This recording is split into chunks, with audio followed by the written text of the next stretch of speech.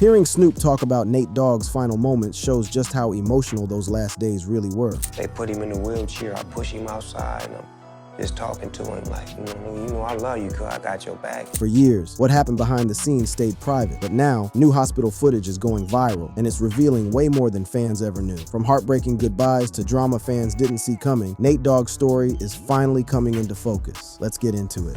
The health struggles and final days. Nathaniel Dwayne Hale, known to the streets as Nate Dogg, is the hook king who had the whole West Coast on lock during the G-Funk era. But behind all those platinum hooks and that signature baritone was a man who went through some serious health struggles in his final years. Struggles that eventually led to him passing away on March 15, 2011, when he was only 41 years old. This ain't just a story about health problems, though. It's about allegations of his homies turning their backs when he needed them most. Beefs over medical bills stacking up to the ceiling. Family drama that was straight up telenovela status. And an estate battle that dragged on longer than a DMV line, more than a decade after Bro was laid to rest. The whole situation started popping off in December 2007, which was basically the beginning of the end for Nate's career and eventually his life. On December 19th of that year, Nate caught his first major stroke, which left him partially paralyzed on his left side. This wasn't some minor health scare. This was a life-altering medical emergency that had him hospitalized at Pomona Valley Hospital Medical Center for a week before they moved him to a rehab facility. Even with how serious that first stroke was, the doctors were saying there was hope. Word was that his brain function and his voice, the moneymaker, weren't affected too badly. The medical team was talking about how with the right rehab and treatment, homie might bounce back completely. By 2008, reports were floating around saying Nate was 95% recovered from that first stroke. His fans and family were thinking maybe the hook goat might actually get back in the booth soon. But life had other plans, and they weren't the type you'd want to RSVP to. On September 12, 2008, less than a year after the first health crisis, Nate got hit with a second stroke that was way worse than the first one. This second stroke did major damage, left him with crazy paralysis, and seriously messed up his ability to think and talk. The aftermath was brutal. My man needed a tracheotomy tube just to breathe and required a feeding tube to get nutrition. His ability to speak, the very thing that had him cashing checks and making classic tracks, was almost completely gone. After that second stroke, Nate was on a grind that had nothing to do with music, just trying to recover basic functions, while he eventually got to the point where he could breathe without machines helping him. Overall, his condition was still hanging by a thread. According to Warren G., one of his day ones and collaborators, Nate was in therapy and making progress by 2010, but still needed mad support just to get through the day. The vocal assassin who had blessed tracks for everybody from Pac to 50 was now just trying to win the battle to handle basic everyday tasks. Despite all these challenges, the people closest to Nate were keeping the faith. His manager, Rod McGrew, later said that Nate had been showing significant improvement in his recovery from that 2008 stroke and had gotten back his full cognitive function, meaning he was alert and aware during his final days. That's why what happened next caught everyone slipping. On March 15, 2011, Nate Dogg passed away at a care facility in Laguna Niguel, California. His attorney, Mark Geragos, confirmed that the cause of death was complications from those multiple strokes he'd suffered. What makes the situation even more heartbreaking is that according to his manager, his death was unexpected. Despite how bad things were looking, the people in his corner thought he was on his way back, which made his sudden passing even more of a gut punch for everyone who cared about him. But where exactly was Nate spending his final days? The specific facility has never been named, probably to keep the paparazzi and gawkers away, but we know it was in Laguna Niguel, California. Based on his medical needs, it was most likely a skilled nursing facility rehab center or some type of assisted living spot with serious medical capabilities. Laguna Niguel is known for having top-tier medical care facilities that handle everything from basic assisted living to specialized rehabilitation. The type of care Nate Dogg was probably getting in his final years would have been comprehensive and intense. With the severity of his condition after 2 major strokes, he would have needed round-the-clock medical supervision, help with everything from washing up to eating, and ongoing therapy to try to address his paralysis and speech problems. He might have also been getting pain management and comfort care, especially toward the end when things started going downhill. Spots in Laguna Niguel that could have provided the level of care Nate needed include places like Aegis Living Laguna Niguel or Watermark Laguna Niguel, which offer assisted living, memory care, and specialized medical services. Or he might have been in a skilled nursing facility connected to nearby hospitals like Mission Hospital, just a few miles from Laguna Niguel. These facilities usually provide services specifically for patients with complex medical needs, including those recovering from stroke-related complications. What we know for sure is that the care Nate required was no joke, and as you might expect, expensive as hell. Medical bills for his treatment reportedly stacked up to nearly $300,000, a number so high it would make even successful rappers check their bank accounts twice. That financial burden would later become a major source of drama among the people in his circle. When news broke that Nate Dogg had passed, tributes started started flooding in from across the hip-hop community. Snoop Dogg, his longtime homie, who knew Nate since they were just young bloods in high school, tweeted, "I am so sad but so happy I got to grow up with you, and I will see you again in heaven, cause you know D's slogan, all dogs go to heaven." He also had this to say at his memorial.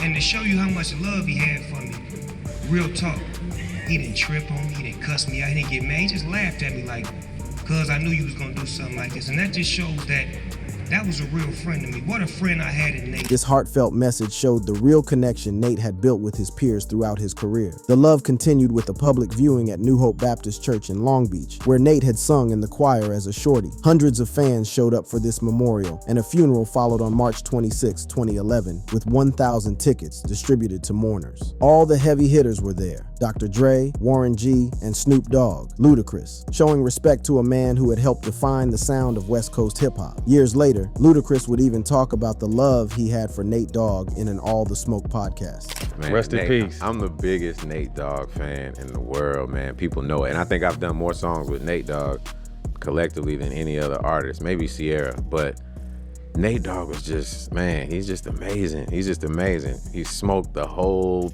wherever you at, he'll smoke that whole shit down. The ECDAS, who also worked with him a lot, had this to say as recently as 2024. Nate was a good friend of mine, as well as a colleague, a peer, DPGC member. He was dope, man. He was just dope all around, and he wasn't no joke. What was there like? Because I feel like we didn't see a lot of like Nate Dogg interviews because he was kind of like, he kind of felt like an introvert a little bit. He did. Like he wasn't out there like everybody else. You know? Right. Like, but he knew he was a bad man.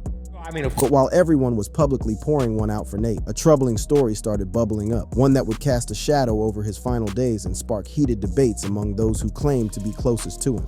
Controversy and allegations after death.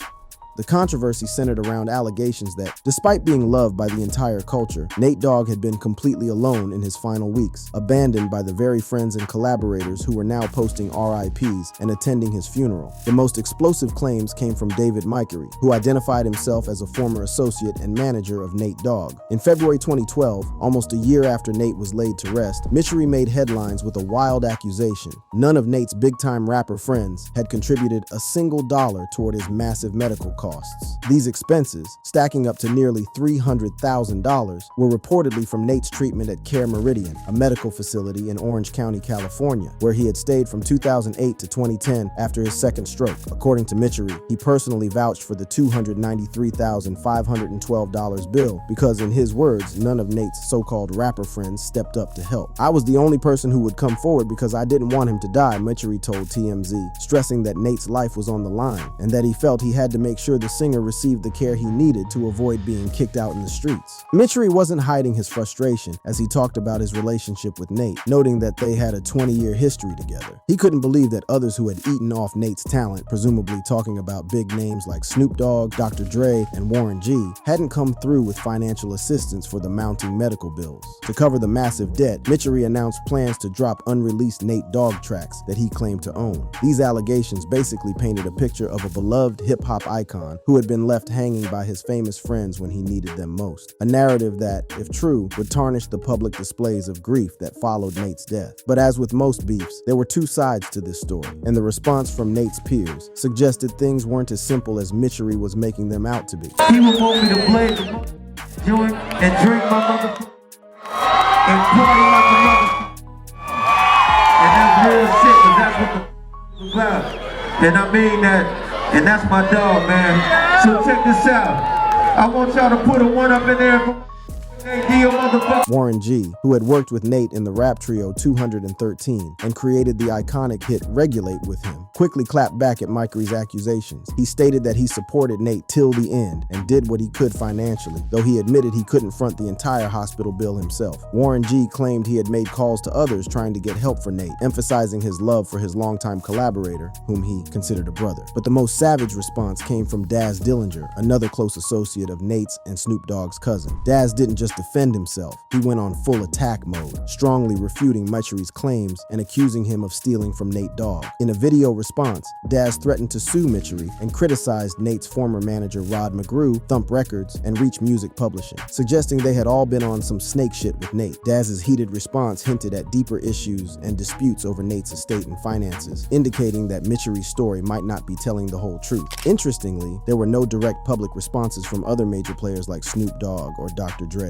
regarding Michery's specific allegations, though Snoop had expressed deep sadness when Nate died, calling him a brother and a legend. What makes Michery's claims particularly messy is the broader context in which they emerged. His allegations came during legal battles over Nate Dogg's estate, which was complicated by Nate not having a will when he died. Care Meridian had sued both Nate's estate and Michery for the unpaid medical bills, and a judge had ruled in favor of the facility, holding Michery responsible for paying up. This legal pressure likely prompted Michery's public statements, which may have been partly motivated by frustration or trying to shift blame to others. While we can't know for sure what level of support Nate actually received from his peers during his illness, these conflicting accounts paint a picture of complex relationships and possibly poor communication. Warren G's admission that he couldn't cover the entire hospital bill himself, but made calls seeking help, suggests that financial limitations may have restricted how much assistance some could provide. Meanwhile, Daz's accusations against Michery raised questions about whether Dude was really looking out for Nate's best interests or had his own agenda. Adding another layer to this drama is the fact that Nate's estate faced multiple claims beyond just the medical bill. Sharita Williams, the mother of one of his children, made a demand for $339,924 in unpaid child support, and there were disputes among family members over who should control the estate. These financial pressures suggest that Nate's money situation was already tight even before his medical crises, potentially making the burden of his care costs even heavier. The allegations of abandonment, while dramatic, should be taken with a grain of salt given the lack of specific evidence. Michery didn't name names or give details about which friends were approached or what support was requested, making it hard to verify how real any alleged abandonment actually was. Meanwhile, Daz Dillinger's counter-accusations of theft against Michery raised questions about his credibility and motives. If Michery had actually been mismanaging funds or profiting off Nate's work inappropriately, his portrayal of himself as a victim of others' inaction becomes less believable. It's also worth keeping in mind the financial realities many artists face, even those with hits. The music industry is notorious for financial instability due to shady industry practices, legal issues, or personal financial management struggles. Nate's legal troubles and subsequent estate disputes suggest his finances were already strained, possibly limiting his friends' ability to help even if they wanted to. Furthermore, emotional support, which may have been significant but less visible than financial contributions, isn't acknowledged in Michery's narrative. The tributes from Snoop Dogg, Warren G, and others after Nate's death indicate strong personal bonds, and Warren G's mention of making calls for help suggests he was actively engaged in Nate's situation, even if he couldn't solve the financial challenges by himself. Beyond the controversy over who did or didn't support Nate in his final days, another major source of drama emerged after his death: the battle over his estate. This legal conflict would drag on for over a decade, involving his wife, his children, their mothers, and various other parties with claims to his assets. The core issue was simple but major. Nate Dogg died without a will, meaning he left no instructions for how his assets should be distributed. At the time of his death, his net worth was estimated at $1.5 million, though the final estate valuation would eventually reach $2.7 million by 2024. With no will to guide the process, the distribution of these assets became a heated matter, complicated by Nate's complex family structure, which included his wife, LaToya Calvin, and 9 children from multiple relationships. The drama kicked off when LaToya Calvin, Nate's legal wife at the time of his death, nominated herself as the executor of the estate. This move immediately sparked opposition from Nate's children and their mothers, who argued that Calvin wasn't entitled to control the estate. Their argument centered on the fact that Nate had filed for divorce just 19 days before his death. However, since the divorce wasn't finalized, Calvin remained legally recognized as his spouse and a beneficiary. The opposition from Nate's children was fierce and public. His daughter, Andraine Hale, was particularly vocal, expressing distrust in Calvin and claiming that she hadn't even attended Nate's funeral, suggesting her motives were purely about the bag. Andraine also criticized her grandmother, Ruth Holmes, Nate's mother, who was briefly proposed as a co-administrator, claiming neither had the best interests of the children at heart. Meanwhile, Nigel Hale, one of Nate's sons, made even more serious accusations, claiming that Calvin was responsible for a car crash that led to Nate's strokes, and stating that his father had separated from her before his death. These allegations added a personal and emotional dimension to what was already a complex legal battle. The children pushed for a neutral attorney, Alex Borden, to administer the estate instead of family members, hoping this might lead to a more fair and transparent process. process. In November 2012, LaToya, Calvin, and Ruth Holmes withdrew their petitions to control the estate, reportedly to avoid more beef with Nate's children. The children were described as ecstatic about this development, though Calvin remained a beneficiary due to her legal status as Nate's wife. But the estate battle got even more complicated with child support disputes involving several of Nate's baby mamas. Sharita Williams, the mother of Nate's son Jaden, filed for $400,000 in retroactive child support, claiming a 2006 court order entitled her to $4,358 monthly, which was later reduced to $3,000 due to a paperwork error. The estate contested her claim, adding another layer of complexity to the proceedings. Similarly, Rhoda Mouton and Omena Norris, mothers of other children, were involved in a separate dispute in 2013, with Mouton opposing Norris's request for increased support payments. These child support obligations were upheld as valid claims against the estate, as is standard in most states, but they added significant complications to an already contentious process. Despite these challenges, the estate continued to generate income from Nate Dogg's music royalties, with $225,000 distributed to family members in 2018 alone. However, dispute persisted over the management of Nate's music catalog, which was a major asset. In 2025, Nigel Hale opposed Calvin's attempt to sell the catalog for $4 million,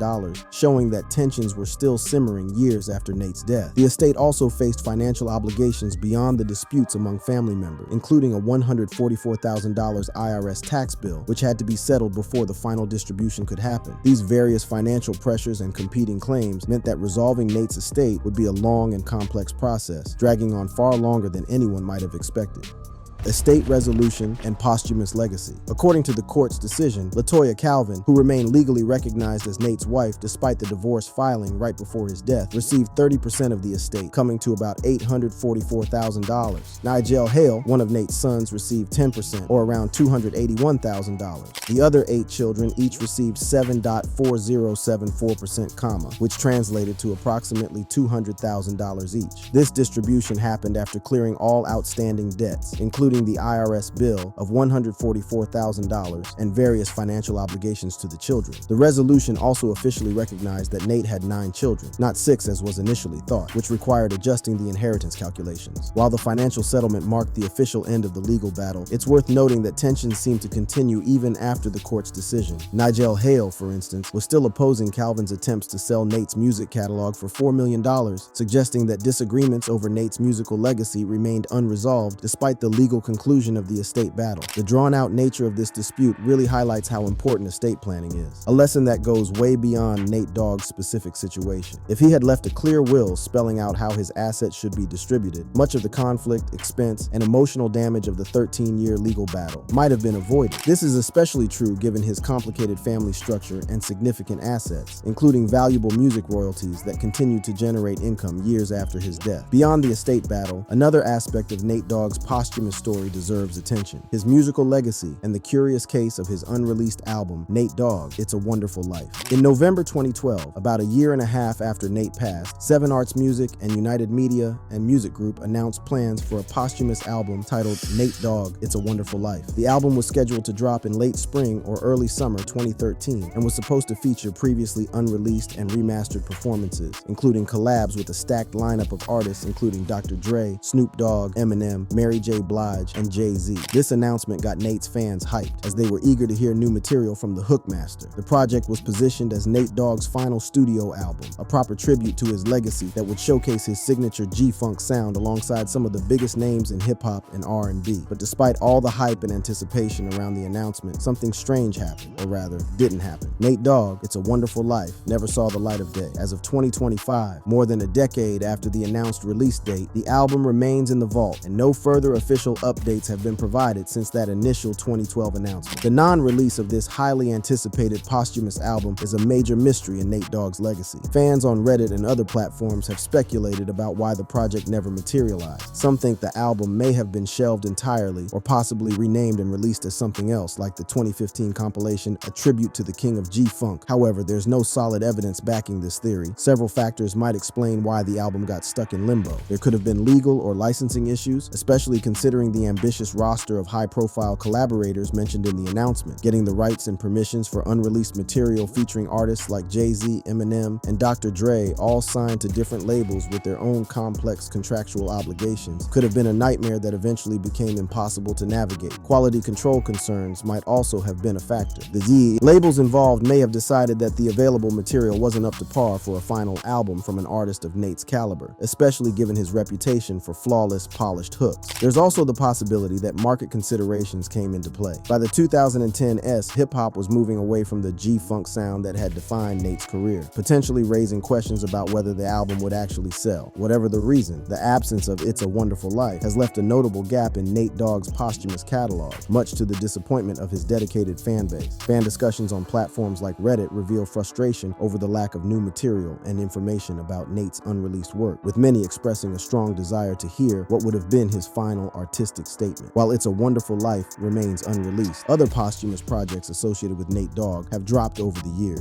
In February 2014, a self-titled album that had originally been bootlegged in 2003 was officially released as Nate Dogg's first posthumous album. Details about this release are somewhat scarce, but fan discussions indicate it holds significant sentimental value for Nate's fans, despite being hard to find. Additionally, a compilation album titled A Tribute to the King of G-Funk was released in 2015, though there's no official confirmation that this was a rebranded version of the unreleased It's a Wonderful Life project. Nate's vocals have also appeared on various posthumous singles and features, including on Snoop Dogg's 2022 album BODR, Back on Death Row, which featured the track Outside the Box with Nate Dogg. This song, produced by DJ Battlecat, got props for its nostalgic G-funk vibe and positive messaging, resonating with fans of Nate's classic sound. Other posthumous singles listed on Apple Music include tracks like Pick Up the Phone, All Good, and Rollers, showing that previously unreleased vocals from Nate continue to find their way onto new projects, keeping his distinctive sound alive in today's hip-hop landscape. The continued use of Nate Dogg's voice in new music speaks to the lasting power of his artistry and the unique spot he holds in hip-hop history. Even though he's gone, his smooth baritone continues to elevate tracks and bring back that classic West Coast sound he helped define. This posthumous presence ensures that while the man himself may be gone, his musical influence is still very much in the game. In the end, the story of Nate Dogg's final moments and posthumous legacy is one of stark contrasts between the smooth, controlled perfection of his musical output and the messy, complicated reality of his personal life, between the universal respect for his artistic contributions and the bitter disputes over his estate, between the physical decline of his final years and the immortality of his voice in the music that lives on. As fans and observers, we may never know the full truth about who really had Nate's back in his time of need, or what actually went down behind the scenes of his care. What we do know is that his voice, that distinctive, soulful baritone that blessed hundreds of tracks, continues to move listeners years after his passing, ensuring that whatever drama surrounded his final days, his musical legacy remains untarnished and vital. Thank you for watching this video. If you'd like to watch another fascinating video like this, click on one of the boxes on your screen right now.